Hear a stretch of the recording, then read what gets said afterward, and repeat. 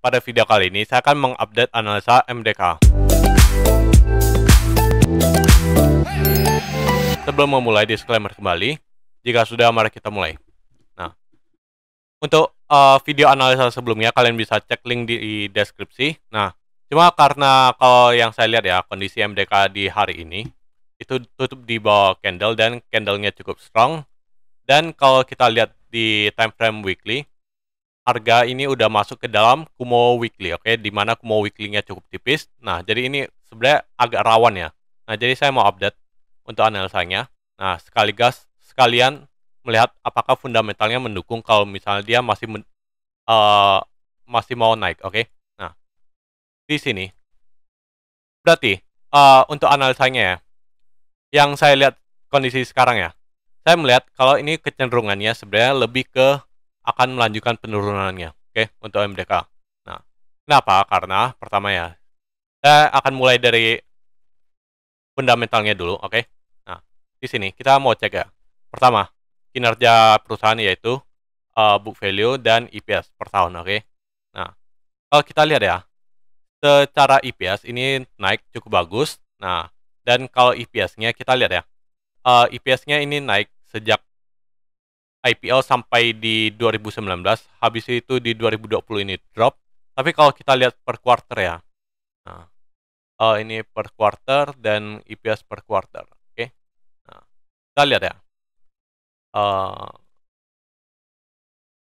ini saya setting dulu ya.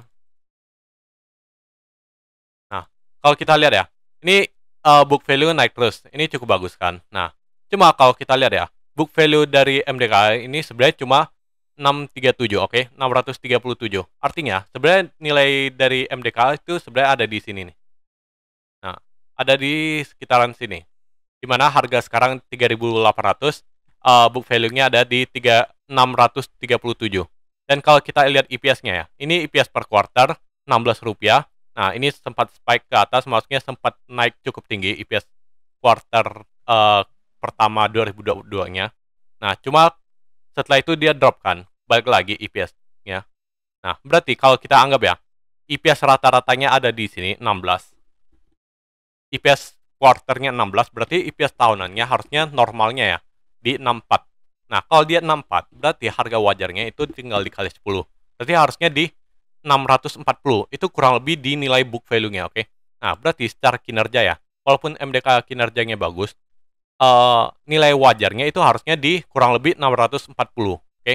Nah, itu sebabnya kalau kita lihat ini ya, PER dan PBV-nya. Nah, ini saya hapus dulu. Nah, ini untuk PBV yang di atas. Nah, saya pakai template aja langsung.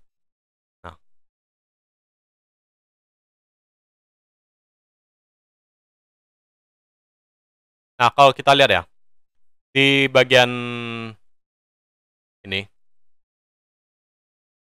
bagian PBV ya, PBV itu ada di 6,04. Oke, artinya harga sekarang 3.850 ini adalah 6 kali dari nilai bukunya sendiri. Oke. Nah, sedangkan untuk PER-nya ini ada di 49,7. Walaupun PER-nya turun ya, tapi PER-nya hitungannya masih relatif cukup tinggi, oke. Nah, beda ketika PER-nya di 2019-2020. Ini PER-nya di kurang lebih 25 PER-nya, nilai PER-nya, oke. Berarti PER yang sekarang ya 3.800 ini itu masih 2 kali dari PER normalnya, oke. Nah, kalau misal dia mau balik ke PER normal ya, kan berarti PER-nya harus dibagi 2 kan. Berarti kita akan dapat 3.850 harga sekarang itu dibagi 2. Berarti minimal ya kalau dia mau balik ke PER normalnya itu harus turun sampai ke 1.900. Itu secara PER. Secara PBV gimana? Kalau 1.900 ini kita bagi dengan ini nilai bukunya tadi. Berarti PBV dengan PER-nya balik normal, PBV-nya akan otomatis balik ke 3. 3 itu ada di mana? Ada di sini. Agak sedikit. Nah. Dan nih, 3 itu adalah area sini, oke. Nah, jadi ketika PER-nya ini balik ke PER yang normal, yaitu PER plus minus 25, PBV-nya akan balik ke PBV yang seperti sebelum-sebelumnya, yaitu PBV sama dengan 3. Nah, maka dari itu, ini salah satu alasan kenapa menurut saya MDK ini akan cenderung turun, oke? Nah, jadi kalau kayak gitu, analisa sebelumnya kayak gimana? Nah, analisa sebelumnya ini kan ini memang masih ada kemungkinan untuk naik. Kenapa? Karena pertama, harga belum benar-benar konfirmasi break Kumo Weekly, oke? Nah, cuma karena kalau saya lihat secara kinerja mungkin bisa dibilang MDK bagus, tapi secara valuasi MDK mahal, oke? Maka dari itu, menurut saya pribadi sebenarnya MDK kecenderungan untuk naik itu sangat susah. Bukan nggak bisa, tapi sangat susah, oke? Nah, apalagi kalau nanti di laporan kuartal 3-nya masih stuck, maksudnya masih sama dengan kuartal 2 ini, maka MDK untuk melanjutkan penurunan ini sangat besar kalau menurut saya, oke? Nah, cuma disclaimer kembali ya. Nah, jadi untuk itu saya akan menganalisa ulang MDK secara teknikalnya, oke? Nah, ini saya hapus, hilangkan gambarnya. Nah, saya balik lagi, oke? Nah, terus next, berarti kita mau analisa nih secara teknikal ya. Yang tadi kan secara fundamental, kita udah tahu kalau ini terlalu mahal. Secara teknikal gimana? Pertama, kalau kita masuk ke monthly, sebenarnya harga ini masih masuk ke dalam strong bullish, oke? Nah, secara weekly, ini udah harus hati-hati, walaupun dia masih cenderung bullish uptrend. Tapi kalau kita lihat ya, pertama, weekly-nya ini udah kebentuk Kumo yang flat sejak lama, oke? Kumo flat-nya ini udah kebentuk berapa lama nih? Udah 21 minggu terakhir nih. Berarti sejak kurang lebih Mei atau Juni kemarin, itu MDK ini udah ngebentuk Kumo flat, oke? Nah, ditambah lagi, kalau kita lihat ya, minggu ini dan minggu depan, ini adalah area paling tipis untuk Kumo weekly-nya. Jadi ini sangat rawan untuk tertembus, oke? Apalagi kalau dia masih lanjut drop ya. Udah ini fix secara jangka menengah, ini udah masuk ke dalam trend bearish-nya, oke? Nah, terus next ke daily. Nah, untuk daily-nya kita bisa lihat ya. Nah, kalau di daily-nya ini udah fix, ini udah masuk ke dalam trend bearish, di mana harga ini udah bikin lower high, lower low, lower high lagi, dan next mungkin akan bikin lower low lagi. Nah, ini secara daily-nya, oke? Nah, kita next, selanjutnya kita akan cek secara elite wave, oke? Nah, saya akan zoom out dari weekly lagi. Nah, secara elite wave kayak gimana? Nah, secara elite wave pertama kita akan lihat ini adalah area low paling rendah, oke? Nah, terus next, berikutnya apa? Area low paling rendah berarti ini masih sama ya, mirip sama yang sebelumnya. Ini wave 1, ini wave 2, ini wave 3, ini wave 4, cuma yang kemarin saya sini wave 5, sini kali ini saya ada revisi sedikit, ini wave 5, oke? Nah, kalau kita lihat momentumnya kayak gini. Ini wave 1, ini wave 2-nya di sini, atau juga bisa di sini. Di sini sih, enggak. Ya, wave 2-nya di sini, benar. Wave 3-nya di sini, wave 4-nya di sini, dan wave 5-nya di sini. Nah, ini 3 ke 5 ada divergence. Sedikit, tapi ada. Nah, oke. Nah, ini ngebentuk apa? Ini ngebentuk diagonal, oke. Nah, dia ngebentuk diagonal, oke. Nah, terus next, ini apa? Berarti kita akan asumsi ini satu impulsif, ini korektif. Saya lihat ya, bentar. Ini adalah impulsif. Ini saya juga lihat ini adalah impulsif. Saya lihat ini juga adalah impulsif. Saya lihat ini juga adalah impulsif. Dan kalau saya lihat ya, kenapa saya koreksi ini ya?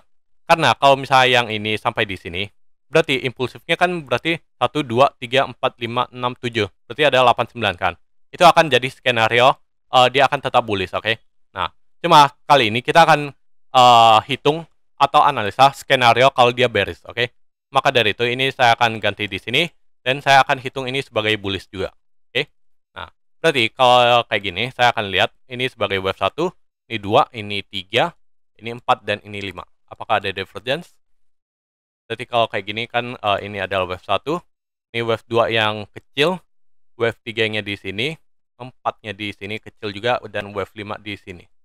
Kalau kita lihat divergence itu kita bisa tarik dari height paling tinggi dari sepanjang wave 3 di sini ke height yang paling tinggi sepanjang wave 5 di sini. Oke, divergence muncul. Nah, mungkin ada beberapa yang lihat atau yang belajar divergence. Kan divergence dilihat dari ini kan, golden cross atau enggaknya kan. Nah, kenapa yang saya tarik ini kelihatannya jauh banget kan, ini kayak jauh banget divergence-nya. Nah, sebenarnya divergence itu kalau buat saya pribadi ya, itu momentum di sini atau stokastik itu kan ngelihat seberapa besar tekanan apa, misalnya dia uptrend kan, berarti seberapa besar tekanan dia untuk naik, apa, tekanan bullish-nya, oke. Nah, sedangkan yang kita lihat kan tekanan bullish ketika di wave 3 sama wave 5 mana yang lebih besar, dan tekanan wave 3 ini lebih besar dari wave 5. Makanya saya nggak ngelihat divergence yang kayak biasa ya, maksudnya kalau divergence biasa kan kalau dia udah lewat kayak gini kan, misalnya ini udah lewat kan, bentar, salah. Kalau divergence biasa kan ini udah lewat, berarti kita nggak akan pakai divergence yang gini kan, biasanya kalau buat trading. Nah, ini nggak akan kita pakai. Kenapa? Karena ya sebenarnya kalau divergence buat trading ya itu. Cuma kalau ini kan saya cuma untuk analisa tren secara keseluruhan, makanya saya tetap akan hitung kayak gini, oke? Nah, next, balik lagi ya. Ini secara momentumnya ada. Nah, berarti ini udah kayak gini ya berarti. Saya akan hitung ini wave 1, 2, 3, 4, 5 kayak gini. Nah, oke, ini warna biru. Next, berarti kalau kayak gini kan berarti artinya ini adalah impulsif yang udah selesai, beres kan. Nah, impulsifnya beres. Nah, apakah momentum ke bawahnya masih ada? Ini kelihatannya momentumnya ini cukup sideways, nggak ada momentum yang signifikan. Kalau di monthly ini momentumnya masih ke bawah, oke. Nah, kalau di daily kita lihat,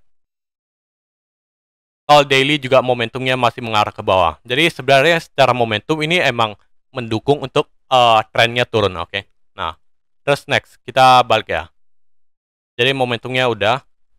Kita mau cari nih target penurunannya itu kemana, oke. Nah, target penurunan pertama kita akan tarik Fibonacci retracement dari sini ke sini, oke.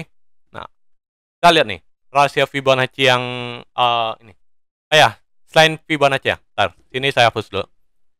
Tadi kan sudah saya sempat singgungkan yang bagian fundamental. Kita akan tandai dulu yang fundamental, yaitu nilai PBV dan nilai wajar secara pairnya, oke. Ada di 640, oke.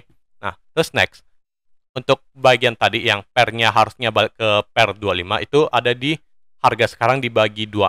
Harga sekarang dibagi 2 berapa? 3850 bagi 2. 1925. 1925. Ini adalah nilai yang udah kita dapat secara fundamental yang tadi, secara ringkas, oke. Nah, kita mau tarik Fibonacci dari sini ke sini, swing high ke swing low. Kalau kita lihat ya, pertama nih, area 1930 itu dekat ini, Fibo 0,38, oke. Dimana ini juga ada area base, oke. Nah, area base pertama, ini area base pertama setelah dia breakout base yang ini, yang lebih besar. Nah, terus next, kedua, yang area ini, area sini 0,78, ini juga ada area base. Ini adalah strong support untuk MDK. Apakah dia akan sampai ke sini? Belum tentu ya. Kayaknya jauh banget sih, dan kayaknya sampai ke sini aja udah sangat-sangat susah sih sebenarnya. Nah, oke. Nah, next. Berarti kalau kita lihat ya, secara target penurunan harga ya, sebenarnya MDK ada dua strong support, oke. Dimana support pertama itu ada di 1930, atau kalau kita bulatkan ini adalah 2000. Nah, MDK ada support kuat di area 2000 rupiah, oke. Nah, terus next, kalau misalnya 2000 rupiah ketembus kayak gimana? Kalau 2000 ketembus itu sebenarnya dia masih ada ini 1000 angka psikologi, oke. Nah, angka psikologi 1000 dan ini area 61,8 dan ini adalah area strong support juga, oke. Di sini ada rejection yang kuat. Nah, area plus minus Rp1.000, oke. Nah, dan support terakhir itu sebenarnya ada di sini, yaitu 640 area PVV sekarang, oke. Nah, berarti kalau kayak gini kan, kayak gini kita bisa asumsi kalau penurunan ABC nanti itu kemungkinan kita akan incar dulu. Anggap aja ABC-nya itu sampai ke area sini dulu. Nah, apakah dia bisa lanjut turun sampai lebih jauh? Jawabannya bisa, cuma ini masih jauh ya. Oke. Nah, terus next. Kita lihat ya. Kalau ini A. Ini A ya, misalnya. Kita zoom di daily. Ya, daily maksudnya. Berarti ini kan kemungkinan ada A kan. Nah, kalau ini wave A. Kalau ini wave A, ini apa di dalamnya? Kalau kita lihat ya. Bentar, saya munculin lagi momentumnya.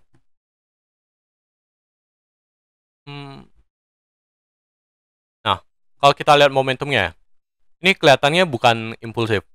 Maksudnya, ketika dia wave A, harusnya ini kan akan ngebentuk impulsif kan. Nah, mungkin benar ini adalah impulsif turun, ini adalah impulsif turun, tapi kalau kita lihat secara keseluruhan, ini nggak impulsif turun sebenarnya. Nah, artinya, kalau kita akan counting ini wave A, ini sebenarnya akan sangat susah. Maka dari itu, saya akan lebih counting ini sebagai complex correction turun, WXY. Kenapa WXY? Karena pertama, uh, untuk MDKA turun sampai ke 2000 itu nggak akan butuh waktu yang sangat cepat, oke? Maksudnya dia akan butuh waktu yang cukup lama. Nah, kedua, penurunan sejak Mei atau akhir April ini kelihatannya nggak impulsif. Kelihatannya ya. Maka dari itu, daripada saya counting ini A, saya akan asumsi, ini akan menjadi WXY. Nah, kalau dia WXY, berarti kan ini akan jadi kompleks kan. Nah, berarti itu akan sangat susah. Berarti, kita tahu W-nya selesai itu gimana? Kita akan tahu wave W ini selesai itu kalau wave W-nya ini harga bisa menembus Kumo Daily. Oke. Jadi maksudnya kayak gimana? Jadi kalau misalnya harganya lanjut turun kan, nah, dan dia berhasil menembus Kumo Daily, artinya W sudah selesai. Dan dia akan menuju X. Nah. Tapi apakah dia akan langsung naik?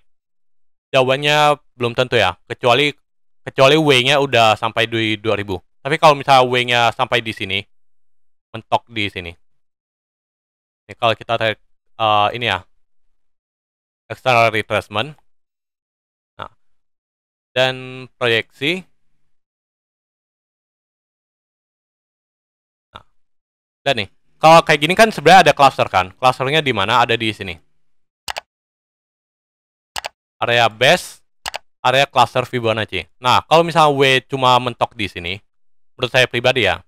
Nah, ketika dia menembus Kumo, ini kemungkinan besar cuma X. Oke? Nah, beda cerita kalau misalnya W-nya sampai di sini, 2000. Nah, itu kemungkinan besar baru bisa naik impulsif. Tapi kalau misalnya enggak, kemungkinan besar sih masih X. Oke? Nah, terus apakah wave di dalamnya perlu di-counting? Jawabannya sebenarnya enggak usah di-counting karena kita akan pusing sendiri. Kenapa? Karena ini adalah complex correction, oke? Nah, berarti kita cuma asumsi dari ini. Kalau harga ini berhasil menembus Kumo Daily, artinya W sudah selesai. Nah, terus apakah dia akan naik jadi X atau akan naik impulsif lagi, itu tergantung dari low di W-nya itu di mana, oke? Nah, kalau misal low di W-nya udah sampai di 2000 baru naik, ya berarti kemungkinan bisa impulsif. Tapi kelihatannya sih agak susah ya. Nah, berarti secara teknikal ya, kita bisa asumsi. Oh ya, ntar. Secara time gimana? Secara time ini sebenarnya kayaknya nggak akan signifikan sih secara time-nya. Nih, karena kenapa? Karena kalau kita lihat ya, secara Ichimoku, ketika dia turun sampai di 2000, ini aja masih hitungannya koreksi dan di time frame monthly ini bullish, oke. Nah, secara time di daily weekly itu agak susah karena wave-nya belum benar-benar kebentuk. Nah, kalau secara monthly ya, kalau saya lihat ya, kemungkinan besar ya dia bakal sampai di sini, oke. Area perpotongan antara Kumo monthly dan area supportnya, oke? Nah, kemungkinan akan ada di sini pertengahan 2023 kemungkinan ya secara time. Ini kasaran, oke? Nah, jadi secara teknikal kayak gimana kita bisa simpulkan? Secara teknikal, MDKI ini masuk ke dalam wave corrective complex correction, oke? Nah, di mana harga ini masih membentuk wave W, nanti ada wave X dan Y, oke? Nah, wave W-nya selesainya kapan? Wave W bisa kita tahu selesainya itu ketika dia berhasil menembus Kumo daily. Nah, tapi kalau misal harga menembus Kumo daily, enggak maksudnya. Tapi kalau misal W-nya ini ternyata masih terpantul di area yang ini 2600 atau 2700, kemungkinan besar pemantulannya itu cuma akan membentuk wave X yang kenaikan paling besarnya juga mentok di Kumo weekly-nya, oke nanti. Nah, jadi kalau kita proyeksikan ya, secara Elliott Wave kan agak ribet kan, ini complex correction. Tapi kalau secara Ichimoku saya proyeksikan ya. Nih, pertama, Kumo daily-nya kan pasti akan kayak gini, yang biru, yang kuning-kuning ini, oke. Nah, terus dia akan turun wave W. Nih. Ini akan turun wave W. Ini X nanti mentok di Kumo weekly-nya dan akan lanjut ke Y. Nah, Y-nya itu sampai di mana? Y-nya ini akan sampai di ini. Kumo monthly-nya, oke. Nah, habis itu apakah dia akan selesai? Kita nggak akan benar-benar bisa konfirmasi, tapi harusnya sih udah. Nah, apakah dia bisa lanjut kayak gini? Mungkin bisa, tapi akan sangat lama, oke. Jadi jangan berharap langsung ketika dia udah sampai di support, dia langsung terbang kayak gini. Itu mungkin bisa, tapi kemungkinannya sangat-sangat kecil, oke. Nah, oke. Jadi secara proyeksi kita udah dapat nih proyeksinya. Oke, jadi untuk proyeksinya, secara teknikal ya, MDK ini memungkinkan untuk turun sampai ke area support terdekat yaitu di 2700 sampai 2800 plus minus area situ. Nah, itu untuk menyelesaikan wave W. Nah, tanda kalau wave W-nya udah selesai itu apa? Itu kalau harga ini berhasil menembus Kumo daily-nya. Namun, penembusan Kumo daily-nya itu juga masih merupakan wave X yang kemungkinan kenaikannya mentok akan sampai ke Kumo weekly-nya, oke. Nah, untuk target jangka menengah dan